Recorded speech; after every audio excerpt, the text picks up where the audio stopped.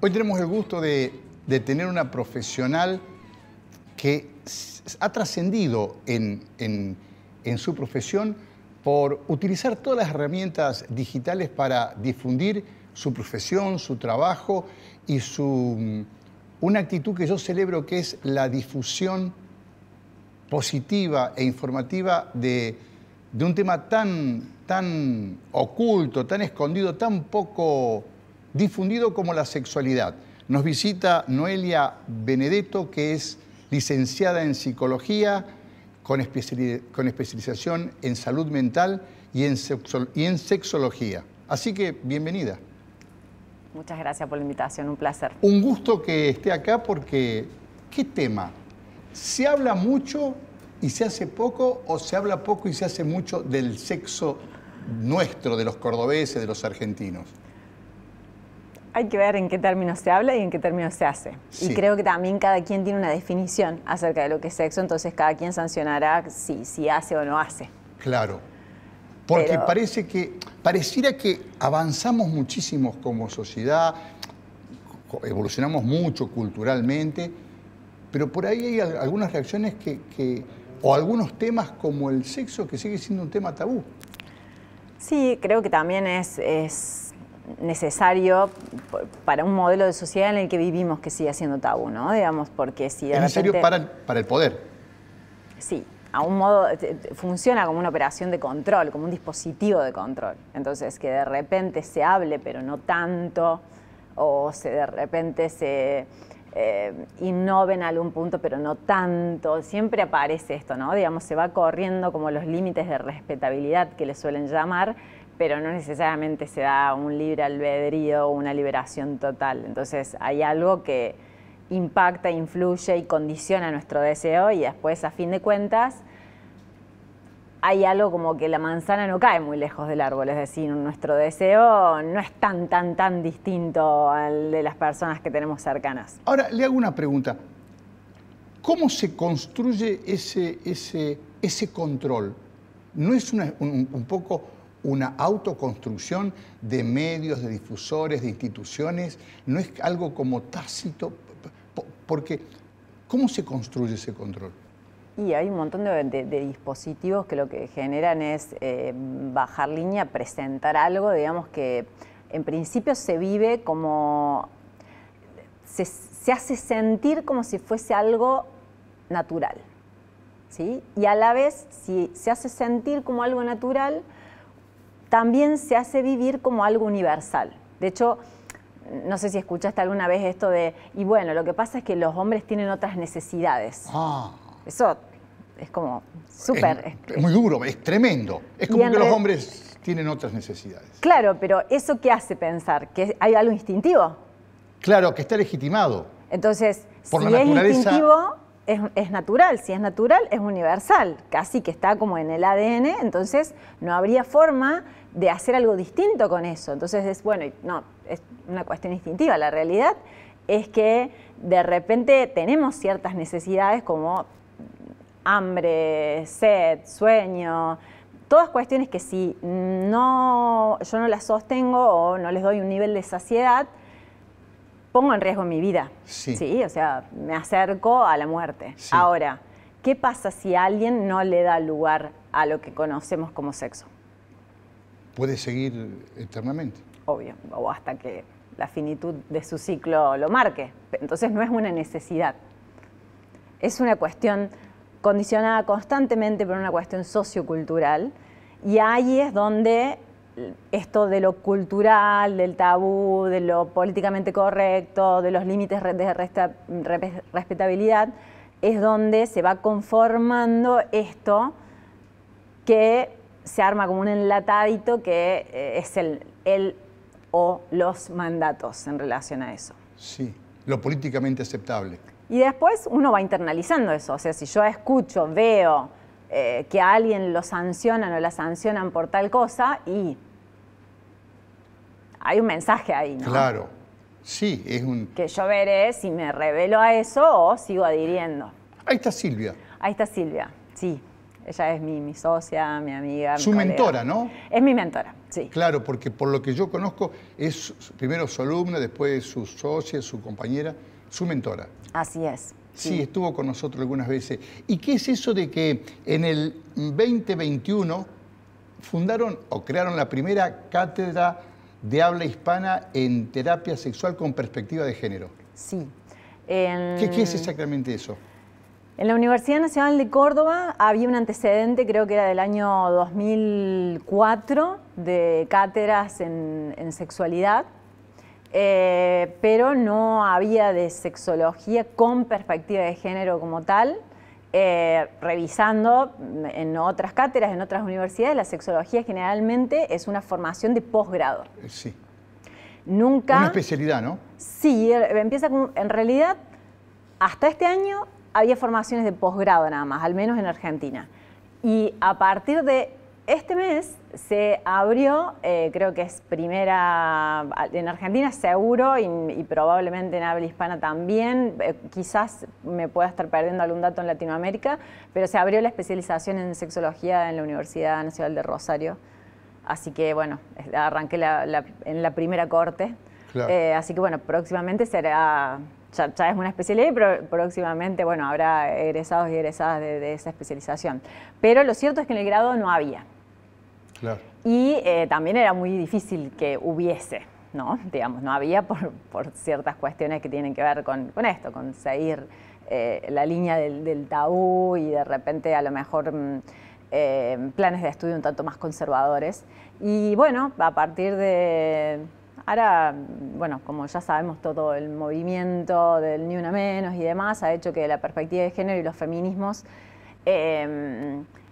puedan llegar a tener algo de intervención en los planes de estudio, sobre todo en carreras como la nuestra. La licenciatura en psicología tiene la posibilidad de materias electivas, optativas. Claro. Entonces... Va formando como por puntuación. Sí, nadie sale con la misma currícula. Eso es súper interesante. Claro. Nadie sale, porque en ese pool de optativas, y bueno, ahí es donde presentamos un proyecto con Silvia y el doctor Ignacio Acuña, y bueno, y salió a la luz la primer cátedra de grado de sexología con perspectiva de género. Sí. Le hago una pregunta. ¿Hay buen sexo y mal sexo? Me refiero, y para tener buen sexo, ¿tengo que consultar con usted? ¿Tengo que aprender técnicas? ¿Tengo que estudiar? Sí y no.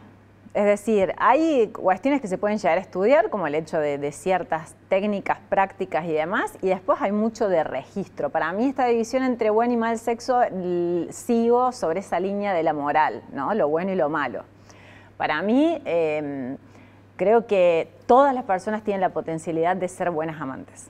Eso no tengo ninguna duda, pero hay que hacer todo un trabajo de revisión propia acerca de qué me gusta, qué no me gusta, qué deseo, qué no deseo, cuándo, que termino cayendo en algún tipo de mandato, exigencia, o considero que, bueno, que tengo que hacerlo, ¿no? Me debo a, tengo que cumplir. Y súper importante la comunicación, el registro de la otra o de las otras personas. Claro, más allá de mi propia revisión o reseteo, es clave la de la otra o otras personas, sí, porque el sexo es, salvo que sea autosatisfacción, el sexo siempre tiene compañeros. En la autoestimulación siempre hay compañeros también. Claro. O sea, nunca estamos solos y solas en el sexo. Claro. Pero imagínate todos los pasos que nos ahorraríamos si cuando nos encontráramos ya tuviésemos una revisión propia. Hay una pregunta muy, muy difícil de responder en el consultorio para muchas personas, que es, ¿qué te gusta en el sexo? Deja paralizados y paralizadas a un montón de personas. Claro. ¿Qué es lo que te gusta? Porque a lo mejor pueden venir porque no tienen ganas, porque consideran que no tienen las mismas ganas que las personas con las que están, con las personas que se vinculan. Bueno, perfecto, bárbaro. Esto no me gusta, bien, está identificado. Ahora, ¿qué te provoca placer? Inclusive a veces esa pregunta, esa respuesta hace aguas cuando pregunto en relación al placer ampliado.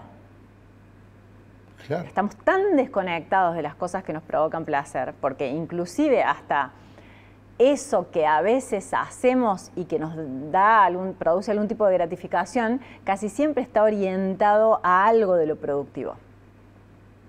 Son muy pocas situaciones en las que nos encontramos haciendo cosas del orden de lo no productivo. Y el sexo ahí es una revolución, sobre todo en esta época en donde está descendiendo la tasa de natalidad, es decir, ya no es a priori reproductivo. Así que estamos desconectados de lo que no es productivo, es ideológico. Es funcional. Es funcional.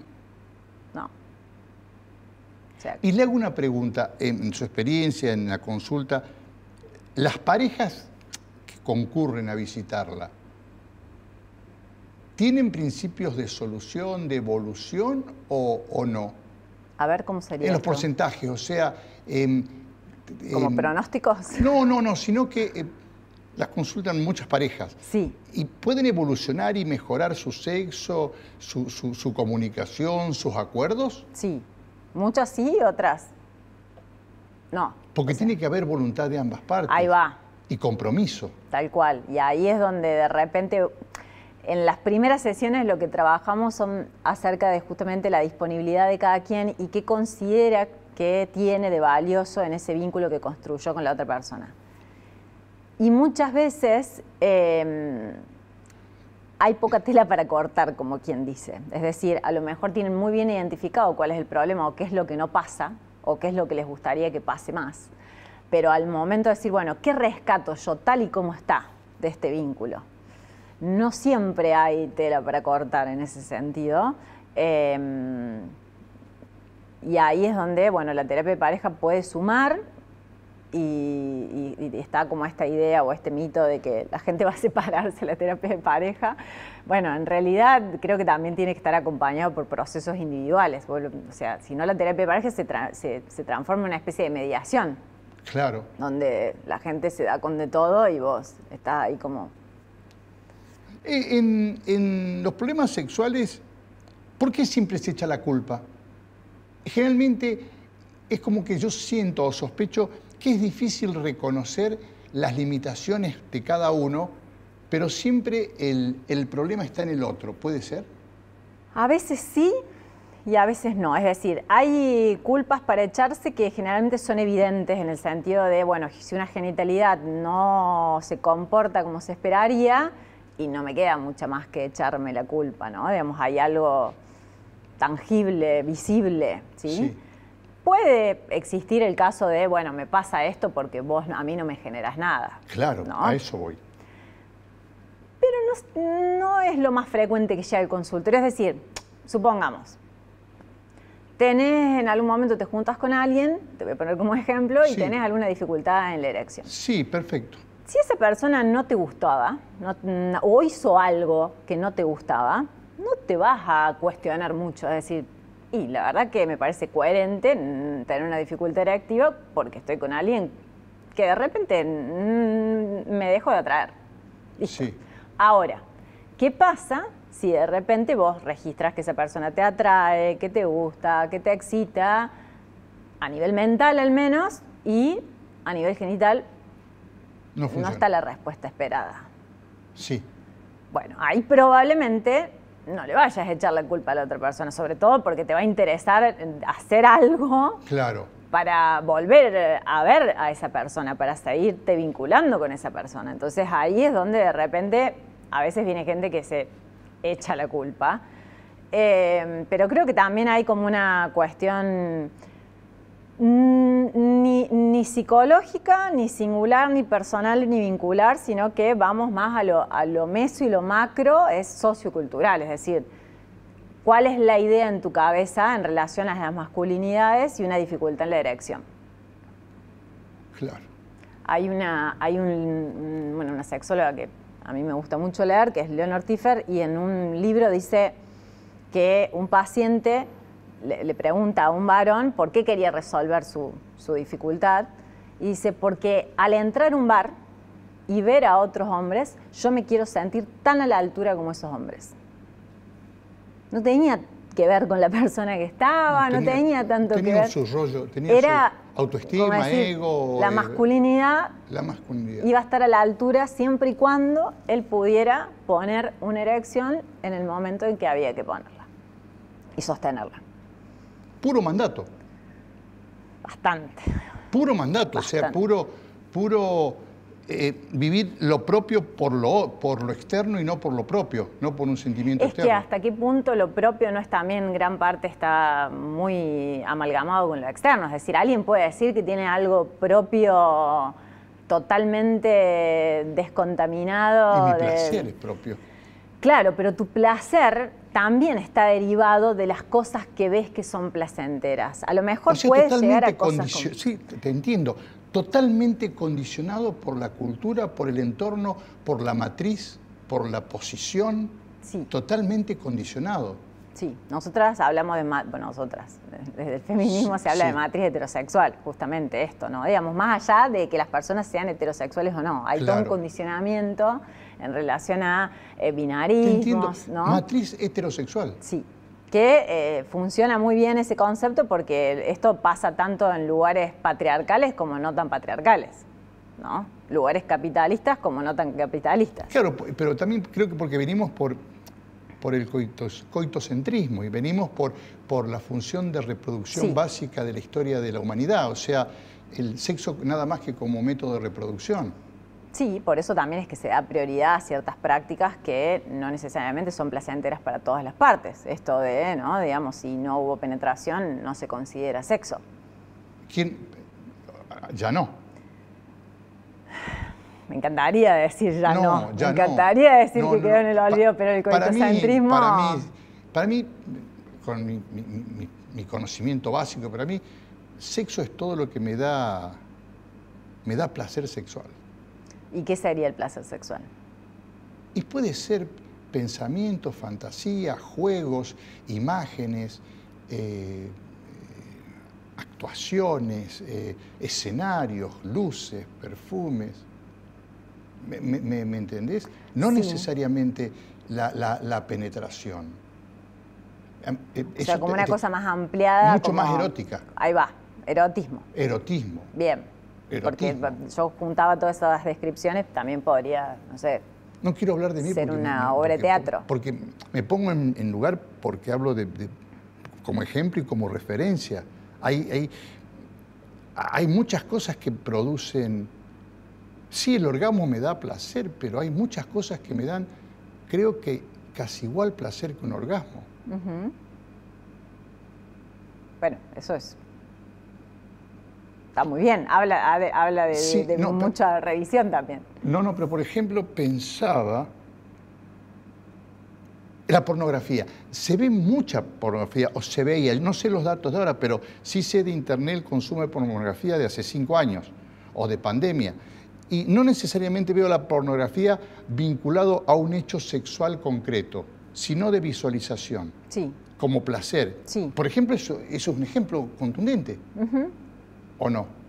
Sí, de hecho, bueno, esta diferenciación que vos haces me parece que tiene que ver con poder separar lo sexual genital de lo sexual erótico, que es como mucho más ampliado, ¿no? Digamos, para mí, lo sexual es justamente la estimulación y el bombardeo de absolutamente todos los sentidos.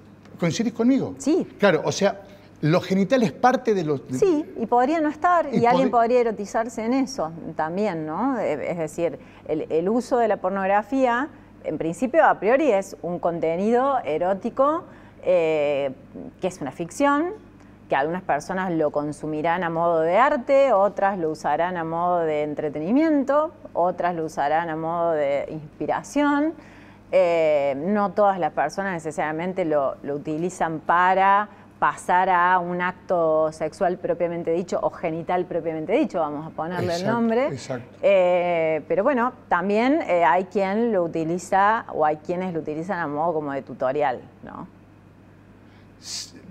Pero, ¿sí? Sí. Los jóvenes, o sea... No, jóvenes, personas adultas, es como... Como tutorial. Claro. Pero va todo mal porque esa ficción realmente es repetitiva y no es genuina. Y aparte que tiene un montón de edición, Aparte es profundamente, hay dobles. Pero aparte es profundamente patriarcal, es profundamente... No todo el porno, y ahí ya es donde sé que no todo el está porno, bueno que... pero la gran mayoría, la cosificación, el rol de la mujer... Hay contenido que se ha salido de esos lugares, pero no deja de usarse a veces a modo de decir, che, bueno, a ver, hay pocas oportunidades que tenemos de ver a otras personas teniendo actividad sexual, salvo que concurramos a lugares específicos. Entonces, bueno, ¿qué recursos tenemos? El porno. Y bueno, y en el porno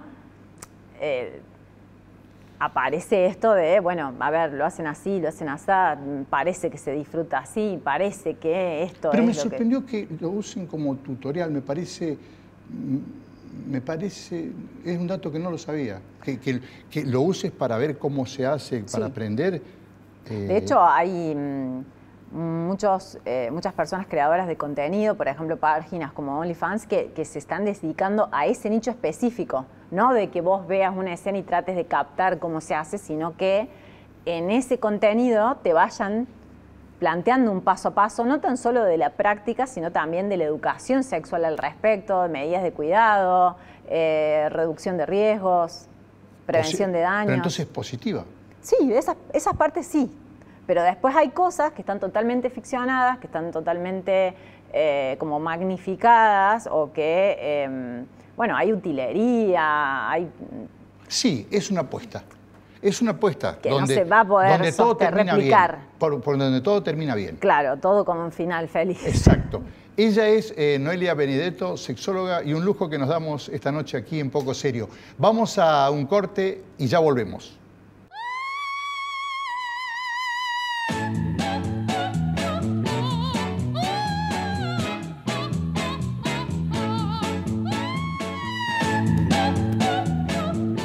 Hablando de sexualidad y de problemas de sexualidad o de sexualidad en general, yo humildemente pienso que el factor comunicación es determinante, comunicación entre los involucrados. Es más, me animo a decir que la gran mayoría de los problemas, los desacuerdos, las diferencias, arrancan en que los involucrados no se comunican explícita y sinceramente. Sí, eso creo que es como la piedra angular para mí la comunicación, y no cualquier comunicación, el silencio es comunicación. Echarle la culpa a alguien y desentenderse es una comunicación. La comunicación tiene que ser asertiva. Explícita, por eso yo te digo. Explícita sí. Y empática, en esto de que es la diferencia, ¿no?, entre la simpatía y la empatía, ¿no? Digamos, la simpatía es, bueno, sé lo que te pasa porque a mí me pasó lo mismo. En cambio, la empatía es poder ponerme en el lugar del otro aunque no me haya pasado lo mismo. Y entonces ahí es donde yo puedo llegar a, en principio, validar lo que me estás diciendo. No desacreditarte. Por lo menos tomarte en serio. Sí, darle una entidad. Claro. Entonces, eso es, creo, en cualquier vínculo que yo quiera. Si de repente, bueno, hay personas que consideran que como algo no lo atravesaron o algo no lo viven así, eso no existe. En muchas áreas pasa eso. Sí. Y en lo sexual, mucho más. A mí me llama mucho la atención, por ejemplo, en parejas hetero que vienen los varones a consultar acerca de cosas de sus parejas, mujeres, y entonces le digo, pero cuando me contactan, ¿no te parece que esta entrevista estaría bueno que fuese con tu pareja? Y es que no sé si vaya a venir. Claro, pero yo, ¿qué te puedo llegar a decir acerca de alguien que no está presente y que no le estamos preguntando acerca de, bueno, ¿cuál es tu versión de esta situación? ¿Qué te está pasando? ¿No? Bueno, no, yo quiero consultar porque mi pareja tiene bajo deseo sexual, o yo quiero más veces que las que mi pareja me dice que sí, y quiero saber qué le pasa. Claro, pero yo ¿cómo voy a saber eso? Imposible. Entonces aparece desde, bueno, la adivinación. Entonces es ahí donde yo sugiero que vengan con y hay consultas, hay casos, problemas así que se repiten y que determinan como un ranking de problemas entre, no digo, sí, entre parejas o entre personas.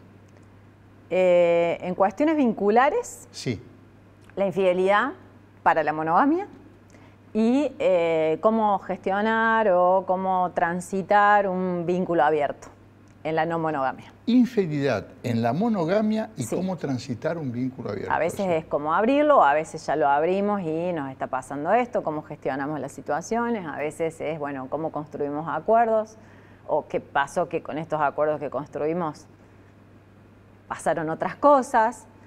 Y después en lo sexual, creo que la vedette de las consultas es algo que en realidad a priori aparece como el bajo deseo sexual de alguna de las partes, pero en realidad cuando uno hace la lectura es una cuestión de frecuencia. Hay alguien que quiere más veces que la otra, pero no es que la persona que quiera menos veces tenga un problema de deseo. Sino que quiere menos veces. Simplemente quiere menos veces. Entonces hay algo como de no concordancia. Y esa no concordancia a veces se patologiza, a veces de repente se cuestiona. Casi todos los abordajes que no contemplan la perspectiva de género están orientados a levantar a quien se considera que está más abajo. Nunca escuché, o pocas veces, o en situaciones extremas escuché esto de bajar a quien se considera que está más arriba. Y en realidad el foco es otro, es plantear, bueno, a ver, son personas diferentes, van a tener atracciones diferentes, van a tener disponibilidad diferente, van a pretender y desear frecuencias diferentes. Ni qué hablar si después hay una distribución de las tareas, de la convivencia, de la corresponsabilidad, de la crianza asimétrica. Claro. No es lo mismo llegar a tu casa con la agenda totalmente despejada a las 20 horas, que llegar a tu casa a las 20 horas después de una jornada de trabajo y tener que preparar la comida, tener que pensar qué vas a hacer de comer, tenés que ultimar si hay que comprar algo, armar mochilas, acompañar a hacer tareas, preparar uniformes, etcétera, etcétera, etcétera, cocinar, que se bañen, hasta que, bueno, mi día terminó 12:30. ¿Reventado o reventada? Claro. No hay ninguna posibilidad creo que no hay ninguna posibilidad de pensar en un momento placentero y en un momento, claro, es la vida que te pisa por encima. Una vez le pregunté a alguien dónde encontraba placer o cuál era su momento más placentero de la semana y me decía, cuando entro a bañarme. Por la soledad, por el baño, por el... Sí. Era el único momento que tenía para sí, solamente para sí. Era algo que inevitablemente iba a tener que hacer. Claro. Pero había tan poca posibilidad de encontrar placer en otras cosas por esto del deber, por constantemente estar saturada de tareas. Bueno, el baño. ¿Y cómo educar o cómo enseñar a los niños desde qué edad y con qué conocimientos? ¿Cómo hablar de sexo? Acá hay que hacer como una diferenciación que las infancias preguntan por cuestiones de sexualidad o de sexo y las personas adultas a veces responden desde este lugar ya totalmente seteado del sexo relacionado al acto sexual en sí y a lo erótico. Claro. Entonces eso enciende todas las alarmas de quien recibe una pregunta. Hay que ir respondiendo en la medida en que te preguntan. Con total franqueza. Claro. Llamar a las cosas por su nombre, plantear cuestiones de autocuidado y de cuidado y respeto por el cuerpo propio y de las demás personas, identificar zonas que pueden ser accesibles a otras personas, partes del cuerpo que no. Y en función de esto, en la medida en que vayan preguntando, ¿sí?, ir haciéndole una aproximación sucesiva a, de repente, la información que están pidiendo. Pero, de repente, una infancia, un niño, una niña, no te va a venir a preguntar acerca de cómo se sostiene una práctica sexual específica. A lo mejor puede venir como con un nombre y uno le puede plantear como, bueno, son cosas que hacen las personas adultas en un contexto de privacidad. Pero creo que es importante eso, porque el silencio también es una forma de educación sexual. Y la idea es que la educación sexual, aparte de ser inclusiva, también sea orientada al placer. Porque la educación sexual que está vigente es una educación orientada a, sobre todo, lo biologicista, prevención de infecciones de transmisión sexual, sí, de salud. Prevención de embarazos no planificados. Sí, pero cero placer. Entonces, de repente, no hay cabida a hablar de autoestimulación, a hablar de orgasmos, a hablar de la respuesta sexual. ¿Qué pasaría si de repente más personas empezaran a crecer con el saber de que nuestra respuesta sexual puede variar si yo estoy atravesando alguna situación, por ejemplo, de ansiedad o de exigencia? ¿Que a quién no le ha pasado? En vez de pensar de, bueno, soy un fracaso, soy un fallo, no sirvo, no puedo.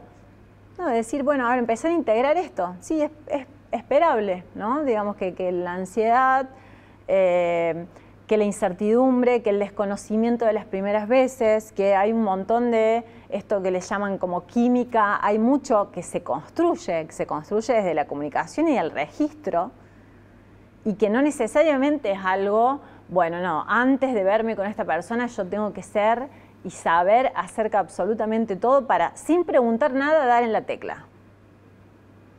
No va a pasar. Y las veces que de repente vienen personas con algún recuerdo semejante,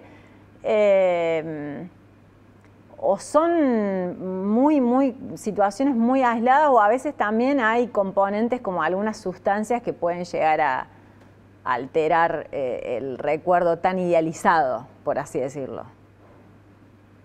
Entonces, hay que empezar a hablar. Sí, hay que usar la lengua para otras cosas. Sí, te entiendo perfectamente. Y la sexualidad vinculado a lo romántico, a lo adolescente, me refiero el amor como pasaporte o como permiso para la sexualidad, ¿conspira contra la sexualidad? Me refiero porque está todo puesto. Hablemos del amor adolescente, el amor romántico, el que se construye entre la parejita de enamorados. Vos decís como una especie, porque desde la perspectiva de género, el amor romántico en realidad es un caldo de cultivo para vínculos no tan saludables, el concepto de amor romántico, sí, ¿no? Sí. Esto de, no, creo que es... Como sí. la media naranja, la posesión, Exacto, la dueñidad, sí. el control, con tan solo mirarme se tiene que dar cuenta. Sí. Pero eso todo ya existe. Sí, claramente, va como en el combo. Sí. Yo creo que eso muchas de las primeras experiencias probablemente sean en ese contexto. También hay una sociabilización. Hay una escritora que se llama María del Mar Ramón, que dice como nos enseñaron que para tener sexo teníamos que estar más enamoradas que lubricadas. Exacto. Entonces, como, bueno, tu primera vez se tenía que dar con alguien que vos murieras de amor. Claro. ¿No? Poco importa el tema bueno, a ver, sí. Los tiempos de respuesta, qué es lo que te gusta. Las compatibilidades, claro. ¿No? Esto de sí. llegar a respetar los tiempos y los procesos de la otra persona. Sí. Sino que, bueno, tenía que ser con alguien que vos estuvieses enamorado.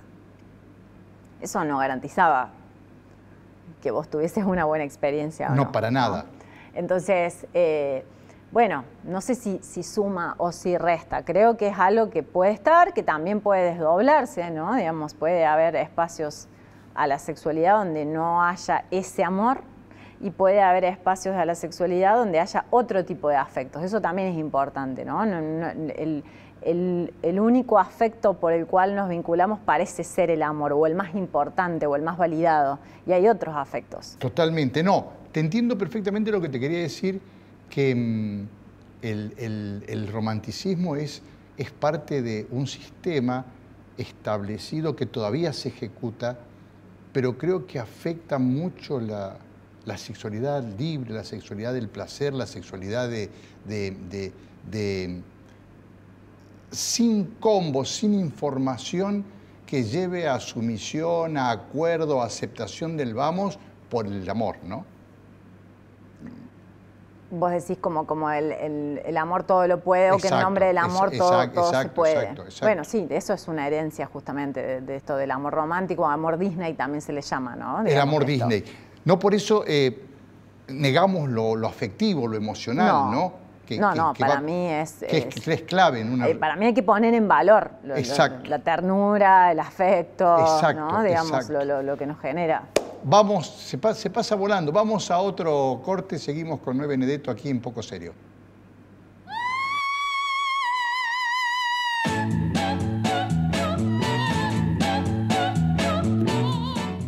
Me quedé pensando en la pareja abierta.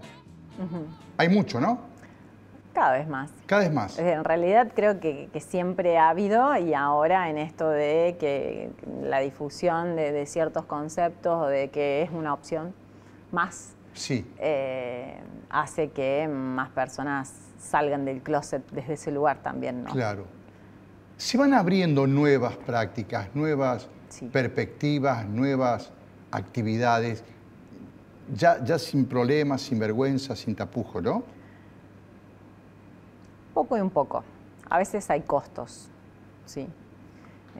Y eso hace que algunas personas, bueno, quieran poner el cuerpo a esos costos, y a algunas personas, bueno, producto de los efectos de esa represión, quizás como vuelvan al cajón de cierta normativa. De cierta normativa. Pero también creo que hay mucho más de lo que uno supone, sino que está oculto y escondido.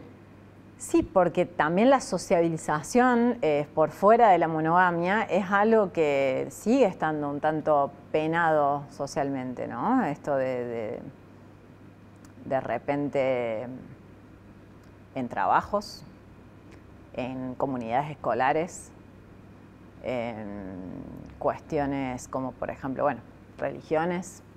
Entonces, hay espacios, hay puestos, hay reconocimientos o trayectorias que no son compatibles con que alguien de repente públicamente manifieste, bueno, yo estoy en un vínculo abierto. Sexofilia, un podcast. Un podcast. ¿Lo tiene? Lo hicimos en el año 2022, durante todo 2022. ¿Y por qué lo dejaron? Yo no daba más de los tiempos. Claro, porque la gente consultaba. En realidad no. La consulta es en el que sí se sostiene la actualidad, que es la sección que sale por Notify todos los miércoles. Ahí sí, es un programa a la carta. La gente los martes larga sus consultas anónimas, y los miércoles yo armo una columna en vivo y sale después escrita también.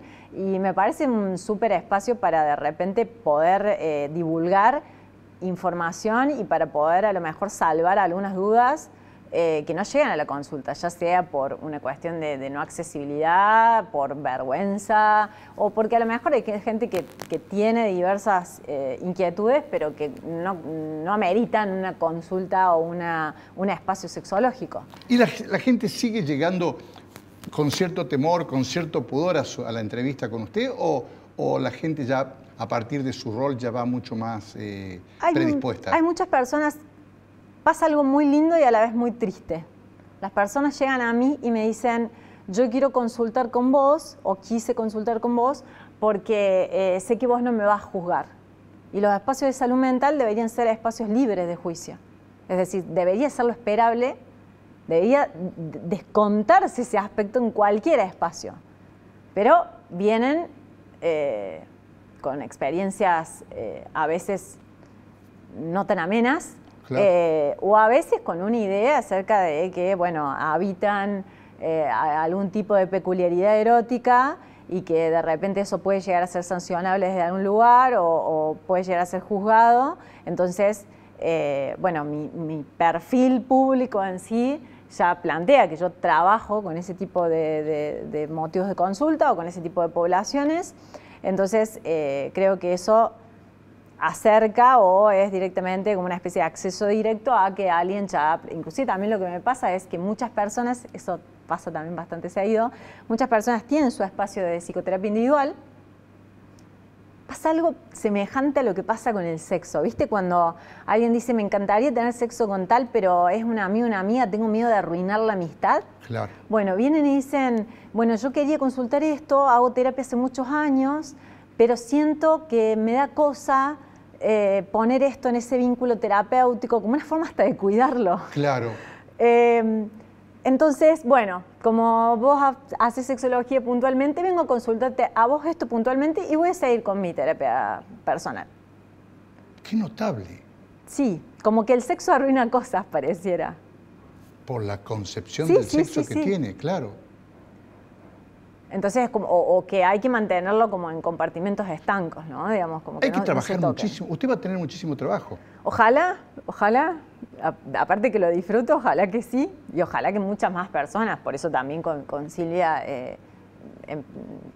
llevamos a cabo esta tarea como de formación, ¿no? De esto de la salud sexualmente transmisible. Sí, de formación y de difusión, exactamente. Sí, porque claramente que nuestro turnero es finito. Claro. Entonces, si podemos capacitar y acompañar a más personas a que también puedan replicar esta posición en los espacios, que evidentemente no abunda, que mejor. Claro. Para que te des una idea, por ejemplo, lo que se plantea es que todo estudio científico en el área de lo sexual, hasta que impacta en la población, ¿sí?, lleva aproximadamente un promedio de 17 años. Claro, una locura. Pero si lo acercamos desde otra vía, por ejemplo esto, ¿no? Digamos, la divulgación, bueno, el boom de las redes sociales a partir de la pandemia. A ustedes les sirvieron muchísimo, sí, y me refiero a ustedes y a la difusión y también a romper la barrera de cercanías, de posibilidades, hasta de anonimatos para poder conectarse con ustedes. Y poder hacer red también entre profesionales. O sea, en la pandemia podíamos estar conectados y conectadas de Ushuaia a La Quiaca con profesionales de todo el globo directamente, y eso también llegaba a las personas. Pero hubo como una habilitación cuando el Ministerio de Salud dice, bueno, tu mejor compañero sexual sos vos mismo, y plantear esto como... La autoestimulación. Sí, nadie nos tenía que habilitar, pero se difundió oficialmente el tema de la autoestimulación, del autoerotismo. Exacto, cuando oficialmente largaron fue una puerta que se abrió. Récord de venta de sextoy, récord de entradas en sitios de contenido erótico. Bueno, los perfiles, las consultas, todo explotó. Para mí, en ese sentido, pese a todo lo que sucedió, en términos de lo que tiene que ver con la educación sexual, para mí fue un antes y un después. Mire usted, fue una bisagra total. Sí. Sí, porque previo a esto, primero que esta cuestión como de lo tabú, de lo conservador, de lo sancionable, de lo que a lo mejor da un poco de pudor y risa, y no circulaba esta información, es decir, probablemente haya mucha información y también hay muchas fake news alrededor de estos temas. Entonces, bueno, también es un poco, ahora hay de todo, conviviendo a la vez, y todo se viraliza, entonces también como la información es más accesible, pero también hay que trabajar muchísimo el juicio, el pensamiento crítico acerca de, bueno, ¿con qué me voy a quedar? Porque puedo comprar cualquier cosa, y eso que compro puedo padecerlo, puede aliviarme, puede desresponsabilizarme, puede desinformarme o informarme. Yo creo que lo más importante es que las personas puedan manejar toda la información para con eso tomar decisiones informadas. Claro, decidir por sí mismo. Sí, pero bueno, también hay mucho de fake news que a veces desvirtúa la cuestión. Y bueno, y por suerte en eso también, que a veces no es del todo accesible, siempre quedan como preguntas más particulares y las personas llegan a consultar. Y bueno, me parece que eso se están dando cosas interesantes, por ejemplo, ¿no? Digamos que a partir de esto, que las personas consideran que no va a ser un espacio en el que van a ser juzgadas o tratadas de enfermas, ¿no? Porque también hay una posición como despatologizante, de repente pasa esto de que personas sienten alivio y consultan, y más de querer sacarse ese estigma, aparece como una forma de decir, bueno, yo ahora lo vivo como un plus. Perfecto. Noé, gracias. No le pagamos cachet, pero le tenemos este obsequio. Era barras con yogur, barras proteicas delicioso. con yogur de Olympi Pro. Bárbaro. Así que... serán bien recibidas. Un obsequio y muchísimas gracias. No, gracias a ustedes por la invitación. Por favor. El espacio. Y aquí terminamos con otra edición de Poco Serio. En 7 días por esta señal nos volvemos a ver. Buenas noches y muchísimas gracias.